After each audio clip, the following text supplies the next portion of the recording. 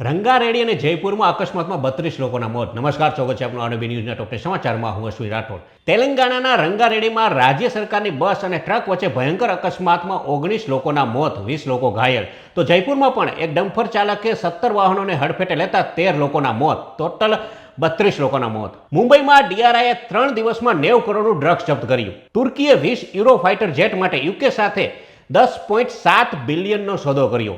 મેક્સિકોના મેયરની સરા જાહેર હત્યા કરવામાં આવી. હત્યારાને ઘટના સ્થળે જ ઠાર કરાયો.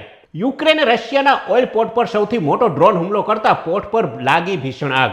ડોનાલ્ડ ટ્રમ્પનું નિવેદન, અમેરિકા ટૂંક સમયમાં નાઇજીરિયા પર હવાઈ હુમલો કરી શકે છે. અફઘાનિસ્તાને ભારત સાથે દોસ્તીનું ફલક વિસ્તાર્યું. ટૂંક સમયમાં ભારતમાં પોતાના રાજદ્વારીની નિમણૂક કરશે. તમાકુ પર પેઢીગત પ્રતિબંધ લગાવનારો પહેલો દેશ બન્યો માલદીવ. ટુરિસ્ટો ઉપર પણ પ્રતિબંધ લાગશે. ભારતીય સેના દ્વારા 2 ફ્રન્ટ વોરની તૈયારીઓ. હવે ચીન સરહદ પાસે પણ શરૂ કર્યો યુદ્ધાભ્યાસ. ટ્રમ્પનો પાકિસ્તાનને લઈને મોટો દાવો. કહ્યું કે પાકિસ્તાન અંડરગ્રાઉન્ડ પરમાણુ પરીક્ષણ કરી રહ્યું છે. તો આ તારના ટોપ 10 ન્યૂઝ અને હું હતો આપણી સાથે અશ્વિન રાઠોડ. જય હિન્દ, જય ભારત.